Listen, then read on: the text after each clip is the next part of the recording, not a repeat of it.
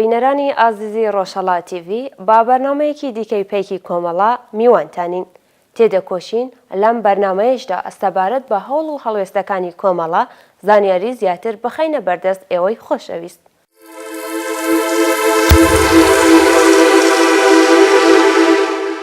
سەردانی وەفدێکی کەجەکە لە نوێنەرایەتی کۆمەڵەی شۆڕژگێر لە شاری هەولێر لە میانەی ئەم دیدارەدا چەند تەوەری گرنگ وەک بارودۆخی سیاسی کورد لە هەر چوار پارچە بەگشتی و دواپێشهاتەکان و باستنی کۆنگرەی نەتەوەی کورد قسە و باسی لەسەر کرا.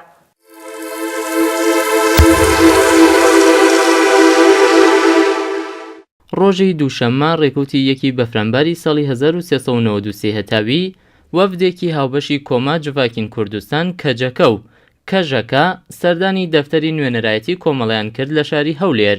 وەفدێکی کەجەکە کە بریتی بوون لە هاوڕێیان فەرحان عەمارە بەرپرسی پەیوەندیەکان و جەماڵ ئەرداڵ ئەندامی پەیوەندیەکان و بۆشرا عەلی ئەندامی سەرۆکایەتی کەژەکە سەردانی دەفتەری نوێنەرایەتی کۆمەڵەی شۆڕژگێڕی زەحمەتکێشانی کوردستانی ئێرانیان کرد لە شاری هەولێر و لەلایەن هاوڕێیان زاگرۆس خۆسرەوی ئەندامی کومیتەی ناوەندی و بەرپرسی پەیوەندیەکانی هەولێر و سامان ڕێشەساحێب یاریدەدەری پەیوەندیەکانی کۆمەڵە لە هەولێر پێشوازیان لێکرا.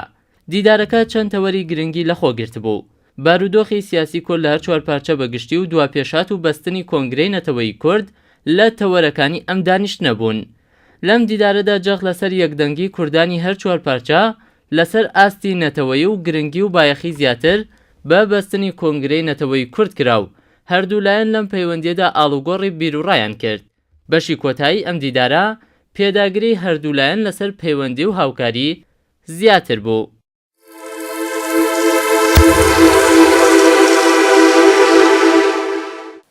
خولی سێهەمی ڕاهێنان و پەروەردەی کۆمەڵەی ژنانی ڕۆژهەڵات دەستی پێکرد.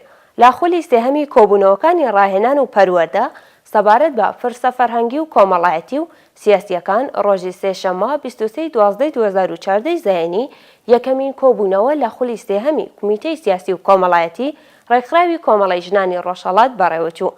لەو کۆبوونەوەیدا کە بە بەشداری ژمارەیەکی بەرچاو لە ئەندامانی کۆمەڵەی ژنانی ڕۆژهەڵات بەڕێوەچوو، دکتۆر لاوین مۆحتەدی پسپۆر لە بواری ژنان و منداڵبوون وەک باسکاری کۆبوونەوەکە چەند تەوەری پەیوەندیدار بە بواری پزیشکیەوە خستە بەرباس و لێکۆڵینەوە.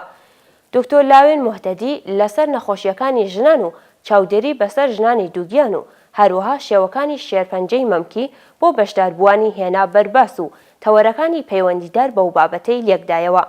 لە کۆتاییدا بەشداربووان کۆمەڵێک پرسیاریان هێنا گۆڕ و دکتۆر لاوین مۆحتەدی بە وردی وەڵامی پرسیاریەکانی دایەوە و بەو شێوەیە کۆبوونەوەکە کۆتایی پێهات.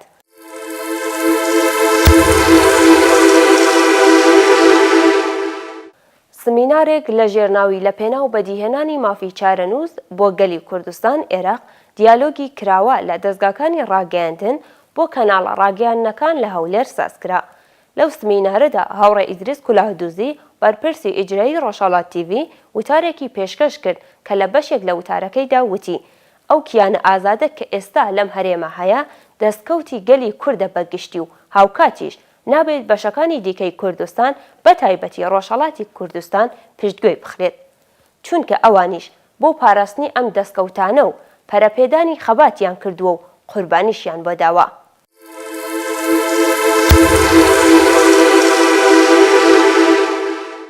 ڕۆژی سێشەممە ڕێکوتی 2 بەفرەمباری 1393 تاوی بەرامبەر لەگەڵ 23 دەسەمبری 2014 زاینی لە شاری هەولێر پێتەختی هەرێمی کوردستان و لە بینای یەکێتی پارلەمانتارانی هەرێمی کوردستان سمینارێک بۆ کەناڵەکانی ڕاگەیاندن بە ناوی بۆردی مافی چارەنووس لە یەکێتی پارلەمانتارانی کوردستان لەژێر دروشمی لە پێناو بەدیهێنانی مافی چارەنووس بۆ گەلی کوردستان عێراق دیالۆگێکی کراوە لە دەستگاکانی ڕاگەیاندن ساز دەکات.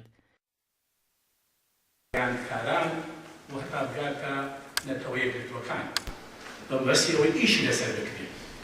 ئیشەکەش کە وەکو دەبینن ئاکامی ئیشەکە ئەو پرۆژەیە حەقیقەتەی مەسیر مافی چارەنووس کە ئەمە لە ناحیەی مێژوویەوە لە سیاسیەوە لە قانونیەوە هەموو لایەکی بەخۆ گرت و ماوەیەکی زۆر ئیشی لەسەر کراوە و چەندین برادەری پسپۆری یاساناس و سیاسەتمەدار و شارەزایان ئیشانەوە کردووە کە ئاکامەکەشی ئەو ئەو دۆسیەیە کە ئێستا بۆردی کوردستانی کاری لەسەر دەکات. بۆردی کوردستانیش بریتیە لە چەند برادەرێک لە ماوەیەکە ئیش لەسەر ئەو مەسەلەیە دەکەن کە ئێستا ناوەڕۆکی مەسەلەکان هەمویان بۆ تاشکە دەکرێتەوە. ئێستا داوا لە برادرانی بۆردی کوردستانی دەکەم کە بێنە ڕێزی پێشەوە بۆ ئەوەی کە برادران بیان ناسن و دەستگاکانی ڕاگەیان بیان ناسن. بەڕێز مامۆستا دکتۆر حەسەن موفتی، دکتۆر خامۆش عومەر، بەڕێز مەسعود عەبدولخالق، بەڕێز نەجاد یاسین، بەڕێز محمد عەبدوڵڵا، دکتۆر عەبدولباری،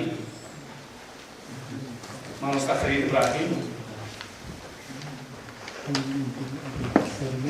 کاک سالار خەوی، کاک عەبدوڕەحمان سەدیق،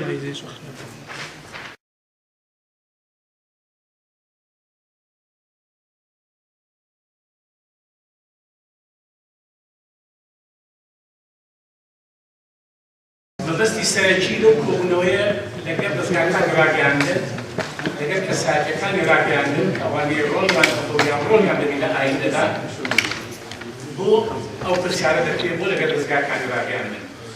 هەموو لایەکان دەزانن تاکو ئێستا مەسەلەی چارەنووس تەنها لە جیرفان و یاخود لە بیری هەندێک لە سیاسەتمەدارانە، هەندێک لە سیاسەتکارانە، هەندێک لە لای سەرکردەکانە، بەڵام تاکو ئێستا نەچۆتە ناو ماڵی کورد، نەچۆتە هەموو ماڵێکی کوردستان، نەچۆتە لای هەموو تایبەتی کوردستان.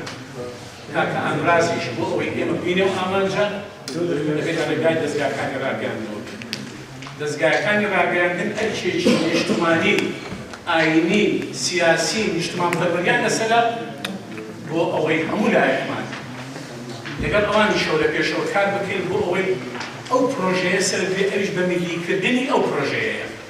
بە میلیکردن یانی بە معنای شعبیکردن، یعنی چون ناو هەموو ماڵێک لای هەموو تاکێکی کورد کە بیرەوە کاتەوە کە بۆ کورد دەوڵەتی نییە، کورد لە هیچ ملێتێکی ئەو سەر دنیای کەمتر نییە، بەڵام تاکو ئێستا کەمترین مافی نییە. لە هەندێک شوێن هەتاکو ئێستاش قەدەغەیە بە زمانی کوردی قسە بکرێت، هەتاکو ئێستاش هەلوی کوردی لە هەندێک شوێن قەدەغەیە کە ئەسڵن باسیشی بکرێت. جا لەبەر ئەوە ئەو پرۆسەیەکی وەکو درێ نیشتمانیە، پرۆسەیەکی نەتەوەییە کە پێویستە دەستگاکانی ڕاگەیاندنی کوردستان کە پێویستە واز لە هەندێک لابەلا بێنن تەرکیز لەسەر ئەو مەسەلەیە بکەن کە ئەویش مەسەلەی بە میلیکردنی ئەم پرۆژە نەتەوەییە. بە ئاراستەی بە میلیکردنی پرسی بەدەوڵەتبوونی کوردستان لەم ئاراستەیەدا دواتر مامۆستا خامۆش، مامۆستای زانکۆی شاری هەولێر و یەکێک لە بەشداربووانی سمینارەکە لە ڕێگەی ئامادەکردنی راپۆرتێکی ورد باسی لەو هەوڵانەی حکوومەتی هەرێمی کوردستان لە ئاراستەی بەدەوڵەتبوونی کوردستان کرد و ئەو لەمپەڕ و گرفتانەشی خستە ڕوو کە دەوڵەتە داگیرکەرەکانی کوردستان بەرامبەر بە گەلی کورد پەیڕەویان کردووە و هەروەها وتیان گەلی کورد لە کوردستانی باشوور بەهۆی پابەندەبوونی حکوومەتە یەک لە دوای یەکەکان بە ڕێکەوتنامەکان و هەوڵی دەسەڵاتی سیاسی بۆ پەراوێزخستنی گەلی کورد و جینۆساید و هەوڵدان بۆ سڕینەوەی ناسنامە و شوناسی ئەمنەتەوەیە گەلی کورد مافی خۆیەتی کە بڕیار لە چارەنووسی خۆی بدات کە ئەمەش لەگەڵ یاسا و پەیڕە و بنەمانێ و دەوڵەتیەکان نەتەنیا ناتەبانیە بەڵکو یەک دەگرێتەوە و ئەو ڕێکخراوەیەش لە یاساکانی خۆیدا ئەو مافەی بۆ هەموو گەلان بە ڕەسمیەت ناسیوە. لە بەشی دیالۆگی کراوەدا هاوڕێ ئیدریس کولادوزی مدیری ئیجرایی کەناڵی ئاسمانی ڕۆژهەڵات تیڤ ئاماژەیەکی کورتی بە ڕۆڵی ڕاگەیاندن لەسەر پرسی بەدەوڵەتبوونی کورد کرد و وتی پرسی بەدەوڵەتبوونی کوردستان پرسێکی زۆر گرنگ و کاریگەرە و دەستگاکانی ڕاگەیاندن و میدیاکاران دەبێت گرنگی و بایەخێکی تەواو بۆ ئەو مەسەلەیە دابنێن و ئەو مەسەلەیە لە سەروی هەموو پرسە پەیوەندیدارەکان بە گەلی کوردەوە بێت و ئەو کیانە ئازادەش کە ئێستا لەم هەرێمە هەیە دەستکەوتی گەلی کوردە بەگشتی و هاوکاتیش نابێت بەشەکانی دیکەی کوردستان بەتایبەت ڕۆژهەڵاتی کوردستان پشتگوێ بخرێت چونکە ئەوانیش بۆ پاراستنی ئەم دەستکەوتانە و پەرەپێدانی خەباتیان کردووە و قوربانیشیان بۆ داوە. هەروەها هاوڕێ ئیدریس لە کۆتایی قسەکانیدا پێشنیارێکی سەبارەت بە دامەزراندنی ناوەندی ڕاگەیاندنی نیشتمانی بۆ حکوومەتی هەرێمی کوردستان بە ئاراستەی بە نیشتمانیکردنی پرسی بەدەوڵەتبوونی کوردستان خستە بەردەم لێژنەی ئامادەکاران کە بە گەرمی پێشوازی لێکرا.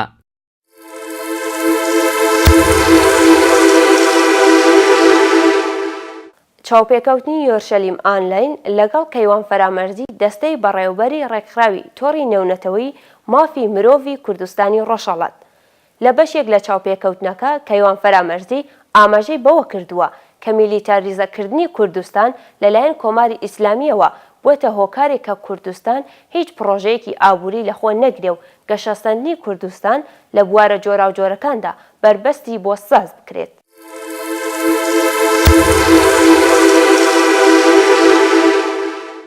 ڕۆژی هەینی 26 دەسامبری 2014 بەشی هەواڵی جیهان لە میدیای ئۆرشەلیم ئانلاین لەسەر دۆخی مافی مرۆڤ لە کوردستانی ڕۆژهەڵات چاوپێکەوتنێکیان لەگەڵ کەیوان فەرامەرزی ئەندامی دەستەی بەڕێوەبەری ڕێکخراوی تۆڕی نێونەتەوەی مافی مرۆڤی کوردستانی ڕۆژهەڵات ئەنجامدا. لەو چاوپێکەوتنەدا دۆخی کورد لە ئێران لە چەند خاڵدا بۆ خوێنەرانی میدیای ناوبراو باسکراوە. لە بەشێک لە چاوپێکەوتنەکە کەیوان فەرامەرزی ئاماژەی بەوە کردووەکە میلیتاریزەکردنی کوردستان لەلایەن کۆماری ئیسلامیەوە بووەتە هۆکارێک کە کوردستان هیچ پرۆژەیەکی ئابووری لەخۆ نەگرێ و گەشەستاندنی کوردستان لە بوارە جۆراوجۆرەکاندا بربەست بکرێت. هەروەها لەبەرەوە کە کۆماری ئیسلامی ئێران کورد وەک نەتەوەیەکی ڕزگاری خواست دەبینێ و خاوەنی چەند حیزبی سیاسیە میلیتاریزەی کردووە و وەک مەترسیەک لەسەرخۆی چاوی لێ دەکات. بۆیە هیچ ئازادیەک لە کوردستان نابیندرێ و وەک ئازادی میدیا یا دامەزراندن و چالاکی ڕێکخراوە مەدەنیە سەر بەخۆکان. لەم وتوێژەدا جیا لە باسی زیندانیانی سیاسی بەتایبەت ئەوانە کە حکمی ناڕەوای ئیعدامیان بەسەردا سەپاوە کۆمەڵێک بابەتی تر هاتوونەتە بەرباس وەک کۆمەڵکوژیەکانی کورد لەلایەن کۆماری ئیسلامی ئێرانەوە، دۆخی ژنانی کورد لە کوردستان، دزینی ئاسەواری مێژوویی و هەروەها پێشێلکردنی مافی مرۆڤ لەسەر نەتەوەکانی تری ئێران. لە کۆتاییدا کەیوان فەرامەرزی لە ڕێگەی ئەم وتوێژەوە لە کۆمەلگای نێودەوڵەتی داوا دەکات کە ئێمە پێمان باشە کۆمەلگای نێودەوڵەتی لە بڕیارەکانیاندا لەسەر ئێران باسی پێشێلکاری مافی مرۆڤیش بکرێت و بەتایبەتی باسی دۆخی کورد لە کوردستانی ڕۆژهەڵات بکرێت. هەروەها ئاماژەی بەوە کردووە کە ئەو دەوڵەتانە کە ڕژیمی ئێران دژمنی ڕاستەوخۆیانە هەوڵ بدەن بۆ دادگاییکردنی کۆماری ئیسلامی لای دادگای نێونەتەوەیی لەسەر کەیسی کۆمەڵکوژی کورد لە کوردستان.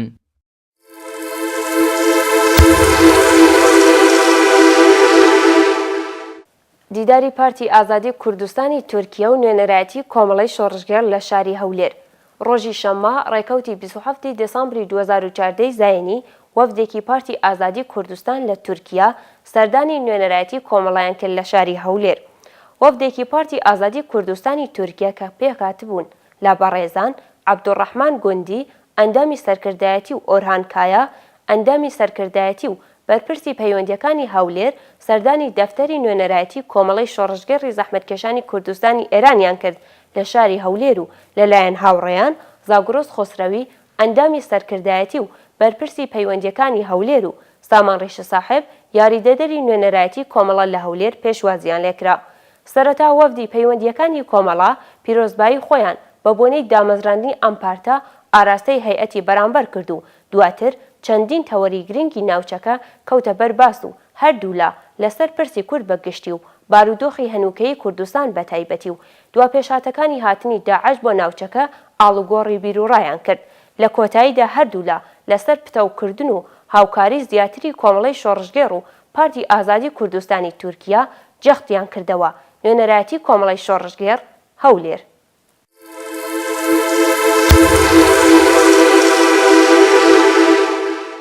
ئێوەی بەڕێز ئەتوانن بابەتی پەیوەندیدار بە بەرنامە و هەروەها سەرنج و پێشنیارەکانتان لە ڕێگەی فەیسبوک و ژمارە تەلەفۆنی بەرنامەکەمان کە لەسەر شاشەی تیڤی نووسراوە بگەێنن بەدەستمان و لە دەوڵەمەندکردنی بەرنامەکەتان بەشدار بن. هەتا دیدارێکی دیکە ماڵ ئاوایتان لێ دەکەم و ئاواتمان کامەرانی و بەختەوەری و شادی و سەرفەرازیتانە.